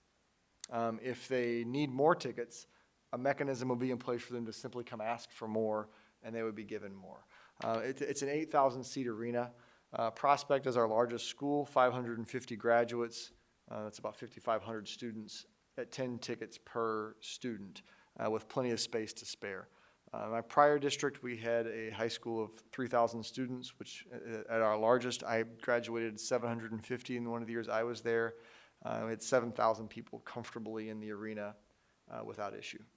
So I can tell you that it's a enjoyable experience. It rained like cats and dogs the 1 year that I was at Now before we moved to a new location, and it was wonderful for that to not be an issue. So I welcome any questions and discussion with the board about this potential shift. Board members. Ms. Palladino? Yes. Do we need to commit to 2 years in the initial contract? Is there an option to say, we're going to give it 1 year and then make a decision about future years? I think the 2-year option is important because when we're committed, we get to keep those dates before we renew. And a Memorial Day weekend option, it was the best of what we had available to us in 2026. However, it's not the ideal weekend for us to have it. Some people love it, some people hate it. When it was on Memorial Day weekend in the past, my understanding is our staff didn't care for it. It's the only option we have to dip our toe into this arena. So that second year is actually our priority, to get the dates back up to the week that we are accustomed to graduating. Because it is all absolutely about our students, but it's really important for our staff to be a part of it and feel that that holiday weekend is not ideal. So I think the 2-year option is the best option for us, because then it secures that we have the dates locked in when it comes time to renew. Mr. Dustling? This contract is extensive, so I've got to assume that our lawyers have looked at it, and you've looked at it Yes. from every way possible. They have. Just a question. Alcohol sales is not allowed on this day there? That is correct. There will be no alcohol sales. They will have concessions open as a way they can make money. So you can get popcorn for the graduation ceremony. They also sell flowers to families, but Alcohol. no alcohol whatsoever. No. The other thing is, on page 7, it says that anything that's sold there that day goes 100% to the Now Arena. Is there anything that's going to be sold there that's our stuff that we're going to be selling, shirts or hats or? No, we wouldn't do that. We wouldn't sell anything. The only thing that's sold are, like I said, the flowers and concessions for families. The only thing that we would bring and do would probably be set up like a step and repeat per each school for photo opportunities. Okay, But no, we wouldn't want to sell anything there. okay. And they handle all the security? All the security personnel, All the cleanup all the cleanup. between the events? The only thing that we would bring and provide is flowers for the stage and the program. Okay. With 3 graduations on one day, I love graduations, but I can only handle one, I think. You know, Mr. Dustling, they only come to one. Thank you. You're not going to tell me, I will not tell you you have to be at every single one of Thank them. God. And we'll make sure you get the evening one, too. Go ahead, Mr. Fiorito. I do want you to touch upon the one concern that I know a lot of parents have is the, doing it at the stadium, provides a feel where they can take pictures afterwards and it kind of, reminisce about their 4 years at the school. So you want to touch upon that? Sure. I think we can, each school will be able to kind of personalize opportunities for graduates to come together. They have the traditions of the senior sunrise and things like that already. But there's no reason we can't.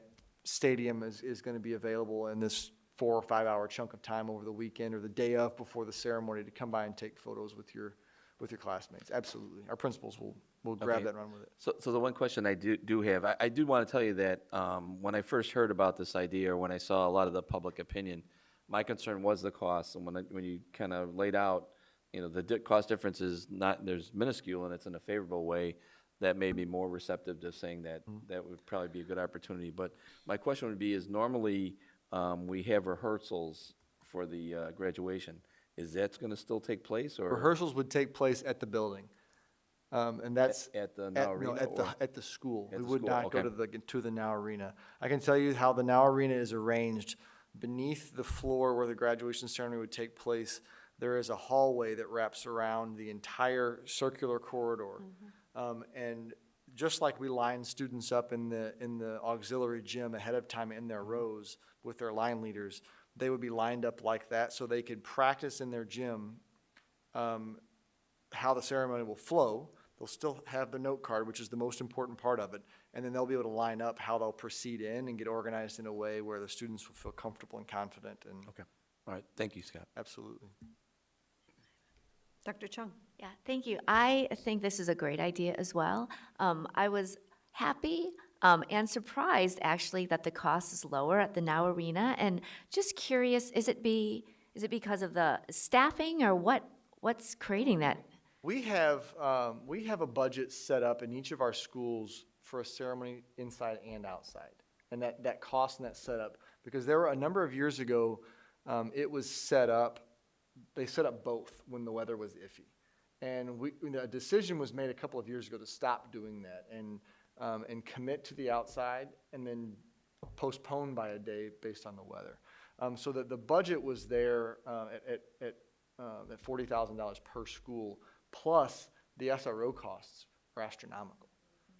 And then there's which we won't have. And then there's the number of staff members that we have that work the event to collect tickets and check people in, and that we won't have because their crew will be there. It's all baked into that cost versus hourly rates on our end. So it's about a $17,000 savings in terms of shifting the dollars of what we have to pay to man our graduation ceremonies for SRO and staff.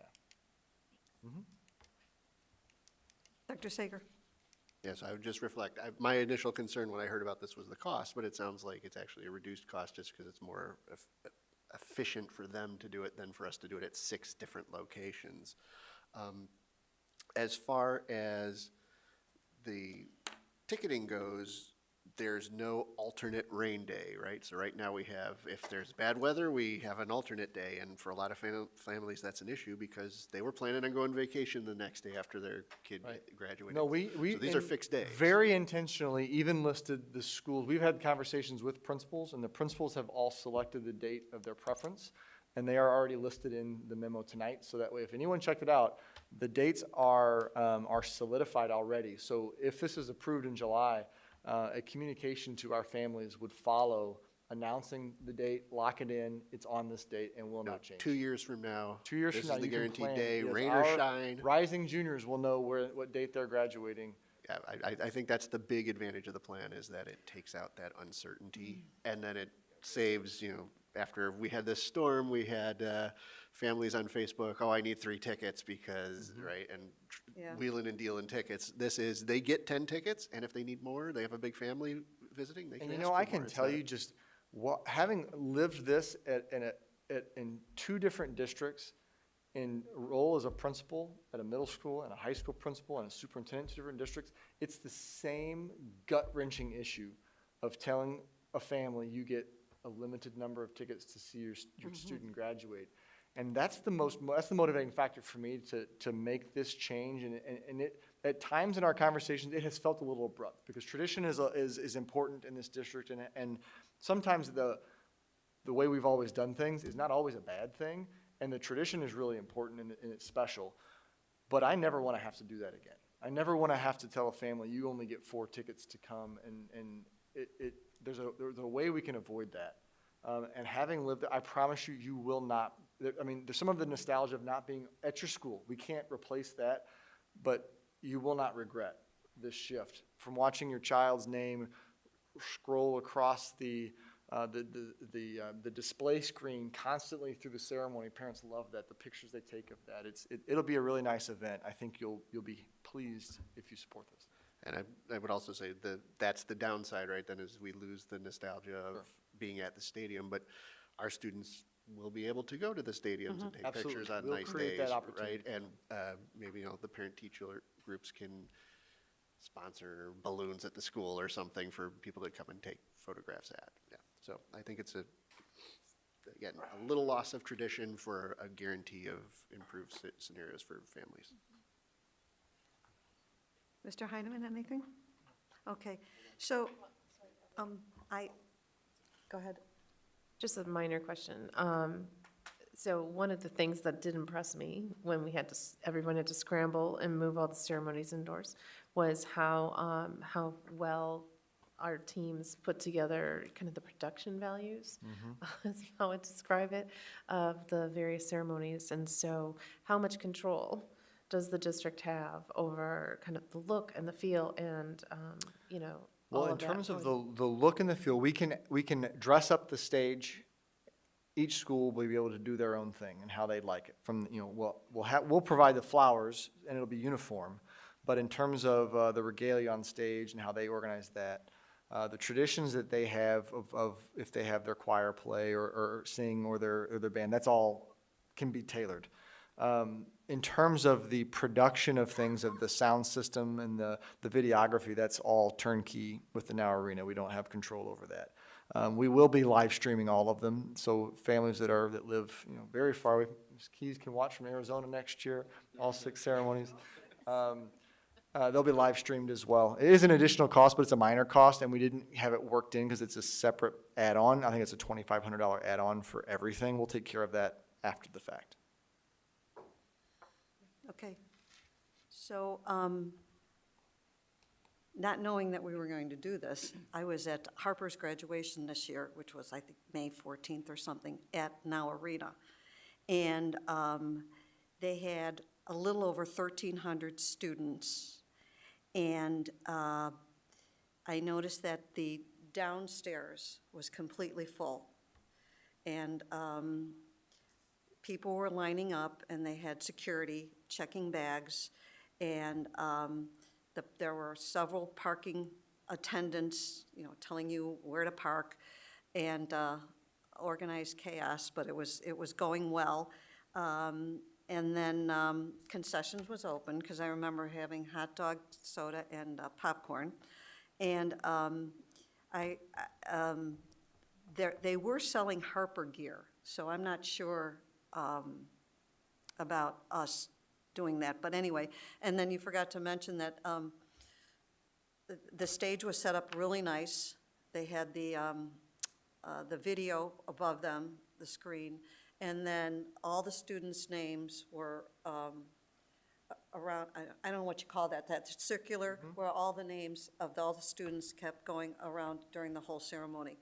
Ceremony was about, I gotta think about this.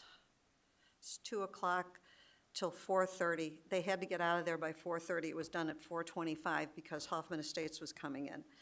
So the sound system was fine, because I'm always concerned about that echo, especially in a place like that, because it's not really built, it's a basketball place.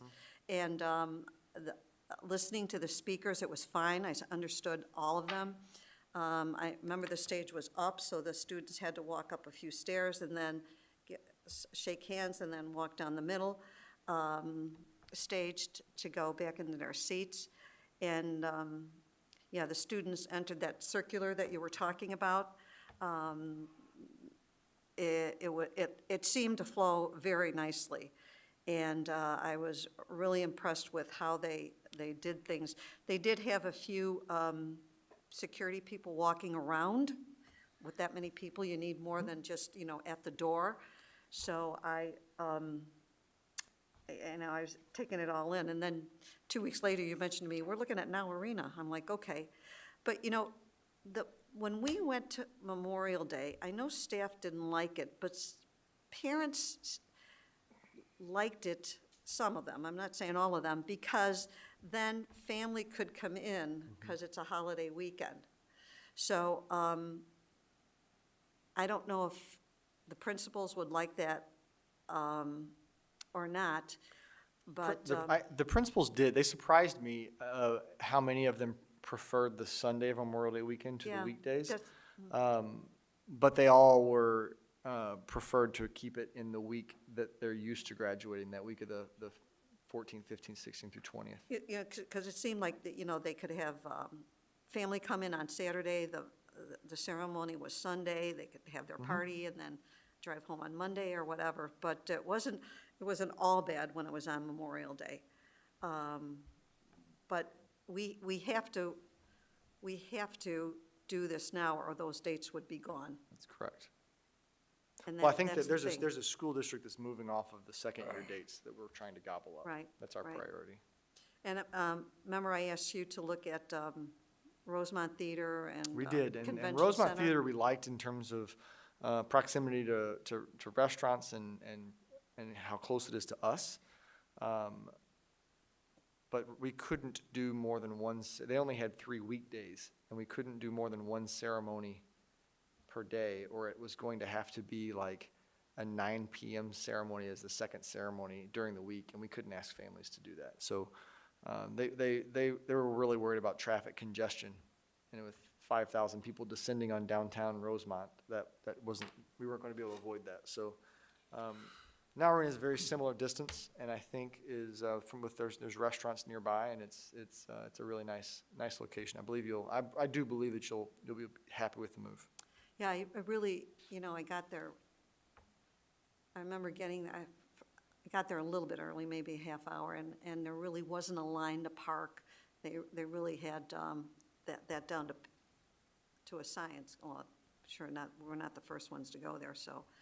But anyway, so this will come back in July for a vote. That's right. So we'll have a couple weeks to Any mull it discussion? over. And thank you for the presentation. So I think Dr. Lopez, you're up. Yeah, thank you so much. So this item is for a new online learning platform used primarily for credit recovery. The district is contracted with Ingenuity for about 6 years now. Last year, there were some concerns brought to us regarding Ingenuity's test security, and it prompted us to evaluate and consider other programs. The resulting 3-year contract that's before the board will save us about 25% per year off of our current agreement and address our concerns. Dr. Gabriella Stetz-Jackson, who's with us tonight, led a district-wide committee evaluating 12 vendors and inviting 3 for in-depth demos and trials with our building administrators, teachers, and students. So I just asked her to share just a few benefits of this new solution called Subject.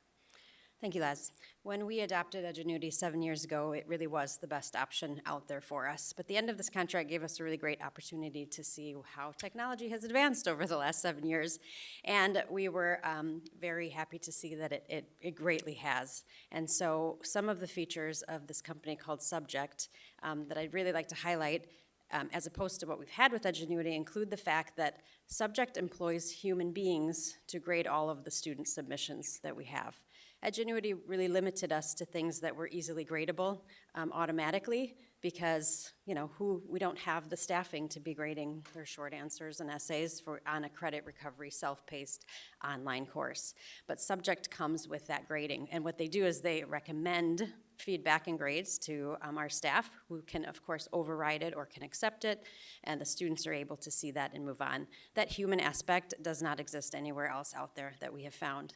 They also employ human beings during the school day as the helpline, so there's like a chat, and during the school day it's live chat, and then after hours they have kind of an AI chat to help students along if they get stuck. Also, this company is local, which is great. They've been on site several times now. Kara attended our last session with them where they gave an overview to a huge group of our staff. And they will work with us, and they're super responsive. I first met Jimmy from Subject, I think 5 years ago, and he's been calling every year since, wanting to give us this demo. And I was really excited to finally get the chance to bring him in. Some of the things that I've seen only in Subject include that, they dub their videos into other languages, but not in the Samurai Sunday way of, the dubbing, but the lips really actually move as if the people presenting are speaking Ukrainian or Arabic. They have several different languages and they continually expand. So for our EL learners who end up having to do some sort of online credit recovery, this is a great option. They also provide things like text-to-speech, guided notes, and they have a really user-friendly platform. So I'm super excited to have them come in, and we will hit the ground running. We've already scheduled some time in August, if this goes through tonight, for them to come in and work with our staff and get everybody going. It's also a great opportunity for Kara to work with Brad on kind of refining some of our systems as we reset, moving from Edgenuity to Subject, and the committee greatly wanted that as well. So I think this is a good time to start fresh, start over, refine some of our systems, and see where it takes us. Also, like Edgenuity, the last thing I'll mention is that Edgenuity had 2 sides, the online credit recovery self-paced mode, and then what they called instructional services mode, where there was a teacher that was assigned. So our homebound students with specific circumstances were able to be enrolled in an online class and have a teacher from that company. Subject does still offer that same option, so we're not losing any of the functionality that we had before. Any questions? Questions, board members? Thank you. There's nothing like being the last You're getting item off on easy. the agenda. Okay, Thank you, everyone. Appreciate it. Okay. All right, now we are at the point to go into the closed session, so I need a motion and a second to go into closed session for the purpose of discussing the employment, compensation, discipline, performance, or dismissal of specific employees, specific individuals who serve as independent contractors, in an educational setting, or legal counsel for the public body, security, and student discipline. Motion and a second, please. So moved, Chung. Second, Fiorito. Call the roll. Chung? Yes. Fiorito? Yes. Baldino? Yes. Dustling? Yes. Heineman? Aye. Sager? Aye. And Kreutzer. Aye. Motion carries 7-0. So we will have action after closed session, and I think probably 45 minutes? Yeah. Hey, before we go, I just wanted to thank Tim Keeley for the 2 years on District 214. We appreciate all your efforts, and good luck in your new venture. Thank you.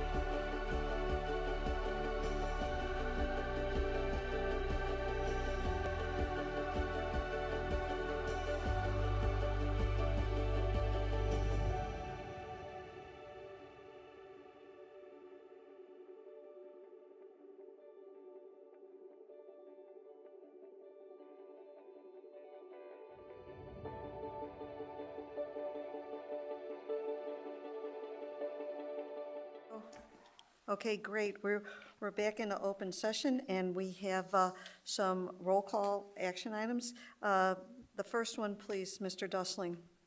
I'd like to make a motion to approve personal transaction report for June 26, 2025. Second.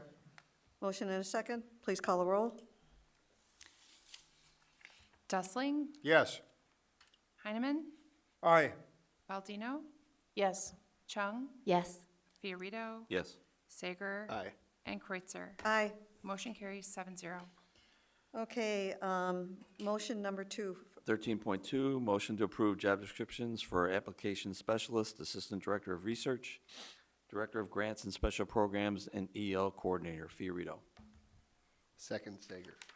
Motion and a second. Please call the roll. Fiorito, Yes. Sager, Aye. Baldino, Yes. Chung, Yes. Dustling, Yes. Heineman, Aye. and Kreutzer. Aye. Motion carries 7-0. Okay, number 3, please. Motion to approve principal contracts, Kelly, Wardle, and Fall. McFall. Second, Chung. Call the roll, please. Baldino, Yes. Chung, Yes. Dustling, Yes. Fiorito, Yes. Heineman, Aye. Sager, Aye. and Kreutzer. Aye. Motion carries 7-0. Motion and a second, number 4, please. Motion to approve deputy superintendent contract for Kraft. Second. Please call the roll. Sager, Aye. Dustling, Yes. Baldino, Yes. Chung, Yes. Fiorito, Yes. Heineman, Aye. and Kreutzer. Aye. Motion carries 7-0. Thank you. Number 5, please. Motion to approve superintendency contracts, Yulee, Maggie, Hendrick, and Hubbard. Second, Fiorito. Call the roll. Heineman, Aye. Fiorito, Yes. Baldino, Yes. Chung, Yes. Dustling, Yes. Sager, Aye. and Kreutzer. Aye. Motion carries 7-0. Thank you. Number 6, please. Motion to approve superintendent contract for 2025-2026, 5% increase, Chung. Second. Motion and a second. Please call the roll. Chung, Yes. Dustling, Yes. Baldino, Yes. Fiorito, Yes. Heineman, Aye. Sager, Aye. and Kreutzer. Aye. Motion carries 7-0. Thank you. Motion to adjourn, please. So moved, Chung. Second. Call the roll.